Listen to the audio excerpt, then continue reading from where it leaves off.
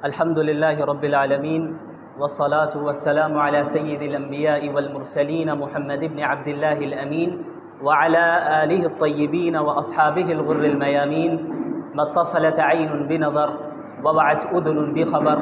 وسلم تسليما كثيرا كثيرا أما بعد فأعوذ بالله من الشيطان الرجيم بسم الله الرحمن الرحيم لقد كان لكم في رسول الله أسوة حسنة لمن كان يرجو الله واليوم الآخر وذكر الله كثيرا وقال الله جل وعلا قل يا أيها الناس إني رسول الله إليكم جميعا صدق اللہ العظیم۔ اللہ کے رسول صلی اللہ علیہ وسلم کی شخصیت ایک ایسی شخصیت ہے جن سے مسلمانوں کی جو محبت ہے اور محبت کا جو جذبہ مسلمانوں کے اندر ہے یہ کوئی چھپا ہوا نہیں ہے، بلکہ شاید ہی کوئی اللہ کے رسول صلی اللہ علیہ وسلم جیسی شخصیت ہو جن سے کسی خاص قوم یا کسی خاص طبقے کا اتنا گہرا تعلق ہو اور اتنی گہری محبت ہو جتنا مسلمانوں کو ہے اللہ کے رسول صلی اللہ علیہ وسلم سے۔ تو آپ صلی اللہ علیہ وسلم سے محبت اور اس محبت کا جذبہ جو ہم رکھتے ہیں وہ ربیع الاول کے ساتھ محدود نہیں ہے، یعنی ایسا نہیں ہے کہ ہم اللہ کے نبی صلی اللہ علیہ وسلم سے محبت صرف ربیع الاول میں کرتے ہیں، بلکہ ہم پوری زندگی ہر مہینے ہر لمحے اللہ کے رسول صلی اللہ علیہ وسلم سے ایک تعلق رکھتے ہیں اور ان سے محبت اور عقیدت رکھتے ہیں۔ اور آپ صلی اللہ علیہ وسلم سے جو ہم محبت بھی کرتے ہیں وہ محض جذبات کی بنیاد پہ نہیں کرتے ہیں، وہ محبت صرف جذباتی محبت نہیں ہے بلکہ وہ محبت عقلی محبت ہے۔ عقلی بنیادوں پر لاجیکلی یہ چیز ہے کہ ہم اللہ کے نبی صلی اللہ علیہ وسلم سے محبت کرتے ہیں، عقل کا تقاضا ہے کہ ہم اللہ کے نبی صلی اللہ علیہ وسلم سے محبت کریں۔ کیونکہ آپ اگر دنیا والوں کو دیکھیں کہ ایک شخص دوسرے سے محبت کیوں کرتا ہے، اس کی کیا وجوہات ہیں، کیا اسباب ہیں، تو بنیادی طور پر تین ریزنز ہمیں نظر آئیں گی۔ تین وجوہات ایسی ہیں جن کی بنیاد پر اس دنیا میں کسی دنیا کی دوسرے ہی شخص سے محبت کی جاتی ہے۔ وہ تین ریزنز کیا ہیں، تین وجوہات کیا ہیں؟ سب سے پہلی وجہ ہے کہ جس سے محبت کی جا رہی ہے اس سے ہم نے محبت اس کے احسان کی بنیاد پہ کیا، کہ کسی شخص نے کسی دوسرے پر احسان کیا ہوا ہے تو جس پر احسان کیا گیا اسے ایک عقیدت ہو گئی، ایک محبت اس شخص سے جس نے اس کے اوپر احسان کیا ہے۔ دوسری وجہ کیا ہوتی ہے کہ ہم کسی کے اخلاق سے اور اس کے کردار سے متاثر ہو کر اس سے محبت کرنے لگتے ہیں، اس کے کیریکٹر سے متاثر ہو کر ہم محبت کرنے لگتے ہیں، یہ دوسری وجہ ہوئی۔ اور تیسری وجہ کیا ہے کہ ہم سامنے والے کی خوبصورتی کو دیکھ کر اس سے محبت کرنے لگتے ہیں۔ یہ تین بنیادی وجوہات ہیں کہ اس دنیا میں ان وجوہات میں سے کسی ایک وجہ سے یا زیادہ سے زیادہ دو وجہ سے، بہت کم ایسے سچویشنز ہیں جہاں پر تینوں وجہ پائی جائے اور اس سے انسان محبت کرتا ہے۔ تو اب ہم ان تینوں چیزوں کو رسول اللہ صلی اللہ علیہ وسلم کی زندگی میں دیکھتے ہیں، اور جب ہم اللہ کے نبی صلی اللہ علیہ وسلم کی زندگی کا مطالعہ کرتے ہیں اور ان کی شخصیت کو دیکھتے ہیں اور جانتے ہیں تو ہمیں معلوم چلتا ہے کہ رسول اللہ صلی اللہ علیہ وسلم کی ذات میں یہ تینوں چیزیں بیک وقت موجود ہیں، ایٹ اے ٹائم یہ تینوں ریزنز موجود ہیں اور بدرجہ اتم موجود ہیں۔ مثال کے طور پر سب سے پہلی جو ریزن ہم نے بتائی وہ ہے احسان۔ کوئی کسی پر احسان کرے تو ہمیں اس سے محبت ہوتی ہے۔ اب آپ مجھے یہ بتائیں کہ ہم تو کوئی انسان اگر چھوٹا موٹا احسان بھی کرے تو اس سے متاثر ہو کر اس سے محبت کرنے لگتے ہیں، لیکن اللہ کے رسول صلی اللہ علیہ وسلم سے زیادہ بڑا احسان پوری انسانیت پر کس نے کیا؟ کسی نے نہیں۔ پوری انسانیت تاریکی میں، گمراہی میں مبتلا تھی، جہنم کے دہانے پر کھڑی تھی، لیکن اللہ کے رسول صلی اللہ علیہ وسلم کی بعثت ہوتی ہے اور آپ صلی اللہ علیہ وسلم کے ذریعے سے اللہ تعالیٰ نے پوری انسانیت کو راہ دکھائی۔ اگر اللہ کے رسول صلی اللہ علیہ وسلم نہیں آتے تو کیا ہمیں زندگی گزارنے کا طریقہ معلوم ہوتا؟ نہیں معلوم ہوتا۔ اور خصوصاً آپ جب ان واقعات کا مطالعہ کریں جب اللہ رب العالمین نے محمد الرسول اللہ صلی اللہ علیہ وسلم کو بعض ایسے اختیارات دیے کہ اگر آپ کہیں تو آپ کے دشمنوں کو ابھی ہلاک کر دیا جائے، ختم کر دیا جائے۔ طائف کا واقعہ ہم سب جانتے ہیں کہ کس طریقے سے اللہ کے نبی صلی اللہ علیہ وسلم کو طائف میں لہو لہان کیا گیا، ان کے پیچھے اوباشوں کو لگایا گیا، ان پر پتھراؤ کیے گئے، اور آپ صلی اللہ علیہ وسلم کے جسم سے خون بہتا رہا، یہاں تک کہ اللہ رب العالمین نے فرشتے کو بھیجا۔ صحیح روایت ہے، صحیح حدیث ہے، جس سے معلوم چلتا ہے کہ اللہ نے یہ اختیار دیا محمد الرسول اللہ صلی اللہ علیہ وسلم کو کہ اگر آپ چاہیں تو طائف والوں کو ابھی ختم کر دیا جائے، ابھی ختم کر دیں۔ تو اللہ کے نبی صلی اللہ علیہ وسلم نے فرمایا کہ نہیں، مجھے امید ہے کہ ان کی نسل سے ایسے افراد آئیں گے جو اللہ ماننے والے ہوں، اللہ کو ماننے والے ہوں گے۔ مسلمانوں کا کیا حال ہے؟ مسلمانوں کے متعلق اللہ کے نبی صلی اللہ علیہ وسلم نے پوری امت کے لیے، یعنی قیامت تک جتنے مسلمان آنے والے ہیں، صرف صحابہ نہیں، صحابہ کے لیے بھی، میرے لیے بھی اور آپ کے لیے بھی اپنے راتوں میں دعائیں کیا کرتے تھے۔ حضرت عائشہ رضی اللہ عنہا کا واقعہ معروف ہے کہ ایک مرتبہ اللہ کے نبی صلی اللہ علیہ وسلم نے ان کے لیے دعا فرمائی کہ یا اللہ حضرت عائشہ کے اگلے پچھلے تمام گناہوں کو معاف فرما دے۔ تو اس دعا سے اتنی زیادہ حضرت عائشہ خوش ہوئی کہ ہنستے ہنستے سر بھی جھکا دیا انہوں نے کہ اللہ کے نبی دعا فرما رہے ہیں میرے لیے، اور وہ بھی ایسی دعا کہ اگلے پچھلے تمام گناہوں کو معاف فرما دیں، کتنی بڑی بات ہے۔ تو اللہ کے نبی صلی اللہ علیہ وسلم نے فرمایا کہ عائشہ تمہیں اس دعا سے خوشی ہوئی؟ ظاہر ہے خوشی ہوئی۔ تو اللہ کے نبی صلی اللہ علیہ وسلم نے فرمایا کہ خدا کی قسم یہ وہ دعا ہے جو میں اپنی پوری امت کے لیے ہر وقت مانگتا ہوں، یعنی میرے لیے اور آپ کے لیے بھی اللہ کے نبی صلی اللہ علیہ وسلم یہ دعا مانگا کرتے تھے۔ یہ دعا آپ صلی اللہ علیہ وسلم اللہ رب العالمین سے مانگا کرتے تھے۔ ہم لوگوں پر کتنے احسانات اللہ رب العالمین نے اللہ کے نبی صلی اللہ علیہ وسلم کے ذریعے کروائے۔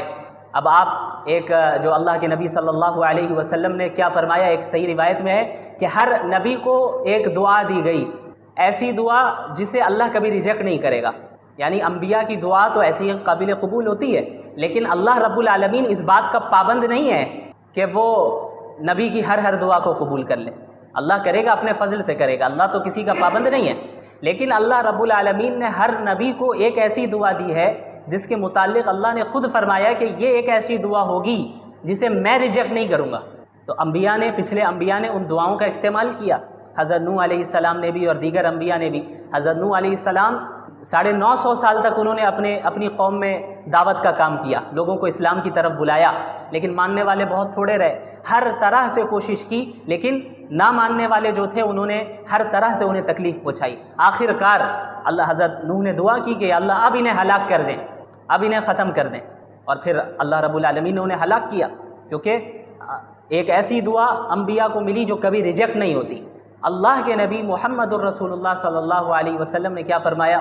کہ اس دعا کو میں نے ابھی تک اس دنیا میں استعمال نہیں کیا ہے، اس آپشن کو میں نے ابھی تک استعمال نہیں کیا، حدیث کا مفہوم ہے، اس کو میں نے قیامت کے دن کے لیے رکھا ہے کہ میں اس دن اپنی امت کے لیے سفارش کروں گا۔ اے اللہ، آپ نے مجھے ایک دعا دی ہے، ایک ایسا موقع دیا ہے کہ جس کو آپ کبھی ریجیکٹ نہیں کریں گے۔ یہ اس کو حالانکہ اللہ کے نبی صلی اللہ علیہ وسلم سے زیادہ کسی نبی کو تکلیف نہیں پہنچائی گئی، جتنے انبیاء آئے سب سے زیادہ تکلیف اگر کسی کو پہنچائی گئی ہے تو وہ محمد الرسول اللہ صلی اللہ علیہ وسلم، سب سے زیادہ تکلیف ہر اعتبار سے۔ تو اللہ کے نبی صلی اللہ علیہ وسلم چاہتے تو دنیا ہی میں اس کا استعمال کر لیتے۔ یہ دعا بھی مانگی جا سکتی تھی کہ یا اللہ معاملہ آسان فرما دے اور کوئی میری مخالفت نہ کرے، معاملہ آسان فرما دے، مجھے تکلیف نہ دی جائے، میرے گھر والوں کو شہید کیا جا رہا ہے، تکلیف پہنچائی جا رہی ہے، صحابہ کو شہید کیا جا رہا ہے، یہ نہ ہو، یہ بھی مانگی جا سکتی تھی یہ دعا۔ لیکن اللہ کے نبی صلی اللہ علیہ وسلم نے اس آپشن کو محفوظ رکھا، بچا کے رکھا کہ قیامت کے دن پوری امت کے لیے سفارش کروں گا، کہ آپ نے جو یا اللہ آپشن دیا تھا، اختیار دیا تھا، وہ میں آج اختیار کرتا ہوں، اور میری امت کو جو ہے اپنے فضل سے اس کی مغفرت فرما دے۔ تو یہ اس سے بڑا احسان پوری انسانیت پر کیا ہو سکتا ہے؟ اس سے بڑا احسان کوئی ہو سکتا ہے؟ آپ صلی اللہ علیہ وسلم نے فرمایا کہ میری اور تمہاری مثال اس شخص کی طرح ہے جو ایک آگ جلائے اور آگ پر پروانے گر رہے ہو، جو کیڑے آتے ہیں پروانے گرتے ہیں، روشنی کی طرف جاتے ہیں، آگ کی طرف، ان پروانوں کو تو نہیں معلوم کہ یہ آگ ہے، وہ قریب جائیں گے جل جائیں گے، وہ تو صرف روشنی دیکھ کے قریب جا رہے ہیں، اور وہ شخص ان پروانوں کو آگ سے دور کرتا رہتا ہے، زبردستی ہٹاتا ہے۔ اللہ کے نبی صلی اللہ علیہ وسلم نے فرمایا کہ میری اور تمہاری مثال بھی یہی ہے کہ تم جہنم میں کودے جا رہے ہو اور میں تمہاری کمر سے پکڑ کر تمہیں جہنم سے دور کر رہا ہوں، کہ تمہیں تو وہ روشنی نظر آ رہی ہے، تمہیں وہ جو دنیا کی چمک دمک ہے، جو زیب و زینت ہے، وہ تمہیں اٹریکٹ کر رہی ہے، تم اس کے قریب جا رہے ہو، لیکن اس کا نقصان کیا ہونے والا ہے تم ابھی نہیں جان رہے۔ وہ اسی شخص کی طرح، اسی پروانے کی طرح ہے جو روشنی دیکھ کر آگ پر کی طرف جاتا ہے، لیکن جب آگ میں گر جائے تب پتہ چلتا ہے کہ یہ تو آگ ہے، جل کر ختم ہو گئے۔ ایک بچہ اگر کہیں چھت میں ہو اور وہ کنارے کی طرف جائے تو ماں باپ فوراً اسے روکتے ہیں، فوراً روکتے ہیں اسے. اس بچے کو اتنا، ابھی اگر 2-3 سال کا بچہ ہو تو اس کو اتنا کانشیس تو نہیں ہوتا ہے اس کے پاس کہ وہ ہر چیز کو سمجھ سکے. وہ کنارے پہ بھی جاتا ہے، ہو سکتا ہے کچھ ایسی حرکت کر لے کہ گر جائے، لیکن ماں باپ کیا ہوتے ہیں، زبردستی کھینچ کر اسے کونے سے لائیں گے بیچ میں، اور اس کھینچنے میں ہو سکتا ہے وہ بچہ گرے بھی، اسے خراش بھی آ جائے، لیکن اس چھوٹی تکلیف کو برداشت کر لیا جاتا ہے. کس سے بچنے کے لیے؟ بڑی تکلیف سے بچنے کے لیے، جو اگر نیچے گر جاتا وہ بچہ تب تو موت ہو جاتی. اسی طرح اللہ کے رسول صلی اللہ علیہ وسلم پوری انسانیت کو، جہنم کے دہانے پہ جو انسانیت کھڑی ہے اور بس گرنے ہی والی ہے، اس کو انسانوں کو کمر سے پکڑ کر دور کر رہے ہیں، انہیں بچا رہے ہیں کہ بھئی کہاں جا رہے ہو، کیا کر رہے ہو، کس چیز سے اٹریکٹ ہو رہے ہو، تم اپنا نقصان کیوں کر رہے ہو، یہ بڑا نقصان ہے. اسی لیے اب اسلامی احکامات بعض ایسے ہوتے ہیں جو ہو سکتا ہے ہمیں اپنی خواہش کو دبانا ہو اور اسلامی حکم کو فالو کرنا پڑے، کچھ تکلیف ہو ظاہری طور پہ، تو اس تکلیف کی وہی حیثیت ہے جو ماں باپ جب اس بچے کو کھینچ رہے ہیں تو کھینچتے وقت جو ہاتھ میں خراش آ جائے. تو اب آپ بتائیں، ہاتھ میں خراش آ گئی، تکلیف لگی، تو کیا ماں باپ ظالم ہو گئے؟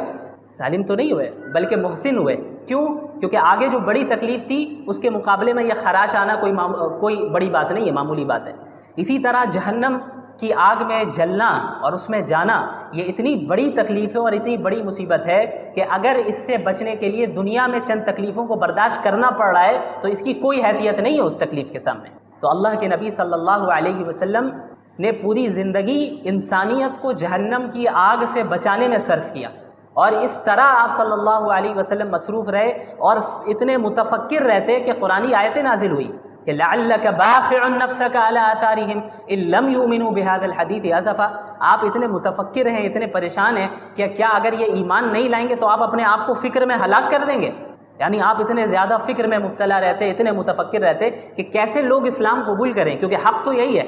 اس کے بغیر اگر موت آ گئی تو پھر جہنم ہے، کوئی اور آپشن نہیں ہے ان کے پاس. تو اللہ کے نبی صلی اللہ علیہ وسلم اس فکر میں گھلتے رہتے کہ کس طریقے سے میں پیغام پہنچا دوں، کس طریقے سے لوگ اسلام میں داخل ہوں. اور اتنے زیادہ متفکر ہوئے کہ اللہ کو یہ آیت اللہ نے نازل فرمائی کہ آپ کیا اپنے آپ کو فکر میں مبتلا کر کے ہلاک کر دیں گے؟ آپ نے تبلیغ کر دی، آپ نے بات پہنچا دی، بس آپ متفکر نہ ہو. ایمان لانا نہیں لانا ان کا کام ہے، ان کے اعمال اور عقائد کی بنیاد پہ ان کے ساتھ فیصلہ کیا جائے گا. تو ایک ایسے نبی جنہوں نے پوری انسانیت کی اپنے سے زیادہ اور اپنے گھر والوں سے زیادہ فکر کی، کیا اس سے بڑا احسان کوئی ہو سکتا ہے؟ تو اگر دنیا میں ہم کسی سے احسان کی بنیاد پر محبت کرتے ہیں تو رسول اللہ صلی اللہ علیہ وسلم کی ذات اس بات کی زیادہ مستحق ہے کہ ہم احسان کی بنیاد پہ ان سے محبت کریں. یہ ایک پہلی وجہ ہے. دوسری وجہ، کسی کے اخلاق سے متاثر ہو کر، کسی کے کیریکٹر سے متاثر ہو کر ہم اس سے محبت کرتے ہیں. اب آئیے اس چیز کو بھی اللہ کے نبی صلی اللہ علیہ وسلم کی زندگی میں دیکھ لیں. آپ صلی اللہ علیہ وسلم کے متعلق صحابہ نے کیا فرمایا کہ آپ صلی اللہ علیہ وسلم لوگوں میں سب سے بہترین اخلاق والے تھے، ان سے زیادہ بہتر اخلاق والا کوئی نہیں تھا. حضرت انس رضی اللہ عنہ تقریباً 9-10 سال تک جو ہے انہوں نے آپ صلی اللہ علیہ وسلم کی خدمت میں وہ رہے، آپ کی خدمت کی. وہ فرماتے ہیں کہ اس پوری مدت میں کبھی ایسا نہیں ہوا کہ آپ صلی اللہ علیہ وسلم نے مجھ سے اف تک کہا ہو. ہمارے یہاں کوئی کام کر رہا ہو، کوئی ہمارے گھر کا خادم ہو، تو ہمارا کیا سلوک رہتا ہے؟ اگر اس سے غلطی سے کوئی چیز گھر میں ٹوٹ جائے تو ہم تو قیامت کھڑی کر دیتے ہیں، سیلری کاٹ دیتے ہیں اور یہ کر لیتے ہیں، وہ کر لیتے ہیں، مختلف طریقے اختیار کرتے ہیں. آپ صلی اللہ علیہ وسلم کے متعلق حضرت انس فرما رہے ہیں کہ کسی چیز میں ڈانٹنا تو دور کی بات، اف تک نہیں کہا، اور یہ بھی نہیں کہا کہ فلاں کام میں نے کرنے کو کہا تھا تم نے کیوں نہیں کیا، یا فلاں کام تم نے کیوں کر دیا، میں نے تو اس سے منع کیا تھا، یہ بھی نہیں کہا. اس طرح آپ صلی اللہ علیہ وسلم کے اخلاق تھے. یہی اخلاق گھر والوں کے ساتھ بھی، ایسا نہیں کہ صرف باہر. عموماً ہمارے ساتھ کیا ہوتا ہے کہ ہم باہر کے لوگوں کے ساتھ اچھے سے سلوک کرتے ہیں، گھر میں جو ہے ہمارے معاملات اچھے نہیں رہتے. اللہ کے نبی صلی اللہ علیہ وسلم نے کیا فرمایا؟ خیرکم خیرکم لأہلہ وانا خیرکم لأہلی. تم میں سب سے بہترین شخص وہ ہے جو اپنے گھر والوں کے ساتھ اچھا سلوک کرے، اپنی گھر والی کے ساتھ اچھا سلوک کرے، اور تم میں سب سے زیادہ اپنی گھر والی کے ساتھ اچھا سلوک کرنے والا میں ہوں. یعنی میری اتباع کرو اس چیز میں بھی کہ اپنے گھر والوں کے ساتھ بھی حسن سلوک، ان کے ساتھ بھی بد اخلاقی کے ساتھ پیش نہیں آنا. حضرت عائشہ رضی اللہ عنہا سے مروی ہے غالباً کہ صحیح روایت ہے کہ اللہ کے رسول صلی اللہ علیہ وسلم کے متعلق فرمایا گیا کہ ما ضرب رسول اللہ صلی اللہ علیہ وسلم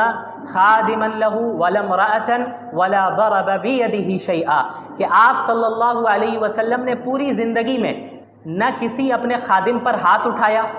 نہ کسی عورت پر ہاتھ اٹھایا، اور انسانوں کو مارنا تو ہاتھ اٹھانا تو دور کی بات، کسی چیز کو بھی ہاتھ سے نہیں مارا۔ اب ہمارے یہاں کیا ہوتا ہے، ہمیں غصہ آ جائے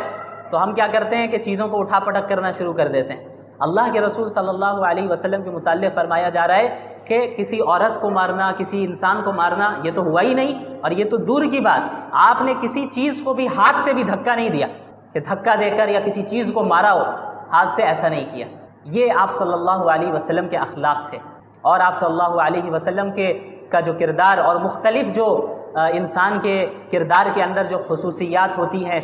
شجاعت ہے اور دوسری چیزیں ہیں، سخاوت ہے، یہ ساری چیزیں آپ صلی اللہ علیہ وسلم کے تھیں۔ آپ صلی اللہ علیہ وسلم سے زیادہ سخی بھی کوئی نہیں تھا،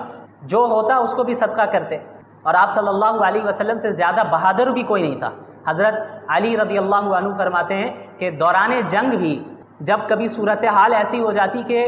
بہت شدید جنگ شروع ہو گئی ہے، زبردست، دونوں طرف سے ایک دم زبردست جنگ شروع ہو گئی اور حالات بہت سنگین ہو گئے، تو حضرت علی فرماتے ہیں رضی اللہ عنہ کہ ہم اللہ کے نبی صلی اللہ علیہ وسلم کی آڑ میں رہا کرتے، یعنی آپ سب سے آگے رہتے، صحابہ آپ صلی اللہ علیہ وسلم کے پیچھے رہتے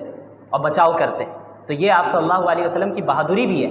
جو لیڈرشپ کی جو خصوصیات ہے، لیڈر ہونے کی، اور کیریکٹر کی جو دیگر خصوصیات ہے ایک انسان کا، ہم جو کہتے ہیں کہ کیریکٹر یہ بہت ہی درست ہے، بہت اچھا ہے، اس کے اخلاق بہت اچھے ہیں، وہ ساری چیزیں بیک وقت بدرجہ کمال آپ صلی اللہ علیہ وسلم کے اندر موجود۔ تو اگر ہم کسی سے اس دنیا میں اچھے کیریکٹر اور اچھے اخلاق کی بنیاد پر محبت کرتے ہیں تو عقل کا یہ تقاضا ہے کہ اللہ کے نبی صلی اللہ علیہ وسلم کی ذات اس بات کی زیادہ مستحق ہے کہ اچھے اخلاق اور اچھے کیریکٹر کی بنیاد پر ان سے محبت کی جائے۔ تیسری چیز کیا ہے؟ خوبصورتی۔ کسی کی خوبصورتی کو دیکھ کر ہم متاثر ہو گئے، کسی کی کوئی زیادہ خوبصورت ہے تو ہم اس سے محبت کرنے لگ گئے، دنیا میں ایسا ہوتا ہے۔ تو اب اس چیز کو اللہ کے نبی صلی اللہ علیہ وسلم کی زندگی میں اگر ہم دیکھیں اور آپ صلی اللہ علیہ وسلم کی ذات کو دیکھیں تو ہمیں پتہ چلتا ہے کہ آپ صلی اللہ علیہ وسلم سے زیادہ خوبصورت بھی کوئی نہیں تھا۔ صحابہ نے جہاں یہ فرمایا کہ آپ صلی اللہ علیہ وسلم سے زیادہ با اخلاق کوئی نہیں تھا، وہیں یہ بھی فرمایا کہ آپ صلی اللہ علیہ وسلم سے زیادہ خوبصورت بھی کوئی نہیں تھا۔ ایک مرتبہ رات کے وقت اللہ کے نبی صلی اللہ علیہ وسلم رات کے وقت باہر تشریف لاتے ہیں تو ایک صحابی فرماتے ہیں کہ میں آپ کو دیکھ رہا ہوں اور چاند کو دیکھ رہا ہوں، آپ کو دیکھ رہا ہوں اور چاند کو دیکھ رہا ہوں کہ کون زیادہ خوبصورت ہے۔ تو اس سے آپ اندازہ لگائیں کہ اللہ کے نبی صلی اللہ علیہ وسلم کتنے زیادہ خوبصورت ہے۔ اور بعض اسلامی شعراء نے یہ اشعار بھی گئے کہ وَأَحْسَنَ مِنْكَ لَمْ تَرَ قَطُّ عَيْنِي وَأَجْمَلَ مِنْكَ لَمْ تَلِدِ النِّسَاءُ خُلِقْتَ مُبَرَّأً مِنْ كُلِّ عَيْبٍ كَأَنَّكَ قَدْ خُلِقْتَ كَمَا تَشَاءُ، کہ آپ سے زیادہ خوبصورت میری آنکھوں نے کسی اور کو دیکھا ہی نہیں۔ وَأَحْسَنَ مِنْكَ لَمْ تَلِدِ النِّسَاءُ، اور آپ سے زیادہ خوبصورت کسی عورت نے آج تک جنا نہیں، اس طرح شخص اتنا خوبصورت کوئی پیدا ہوا ہے۔ وَأَجْمَلَ مِنْكَ لَمْ تَلِدِ النِّسَاءُ خُلِقْتَ مُبَرَّأً مِنْ كُلِّ عَيْبٍ، آپ اس طرح پیدا کیے گئے ہیں، اس طرح آپ کو اللہ نے بنایا ہے کہ گویا کوئی آپ کے اندر کوئی عیب ہے ہی نہیں، آپ بغیر کسی عیب کے پیدا کیے گئے۔ كَأَنَّكَ قَدْ خُلِقْتَ كَمَا تَشَاءُ، گویا کہ ایسا محسوس ہوتا ہے کہ گویا آپ کو اس طرح بنایا گیا ہے جس طرح آپ خود چاہتے ہیں۔ یعنی اگر ایک انسان کو خود اختیار مل جائے کہ بھئی تمہارا جسم اور تمہاری خوبصورتی ویسی رہے گی جیسا تم چاہتے ہو، تو ایک انسان کیا کرے گا؟ ہر عیب کو اپنے آپ سے دور کرے گا اور چاہے گا کہ ہم سب سے خوبصورت ہو۔ تو اللہ کے نبی صلی اللہ علیہ وسلم کی جسمانی خوبصورتی بھی اتنی زیادہ تھی کہ شاعر کہہ رہا ہے، اسلامی شاعر ہے، وہ کہتے ہیں کہ آپ اس طرح اتنے بے عیب جسمانی اعتبار سے پیدا کیے گئے ہیں کہ گویا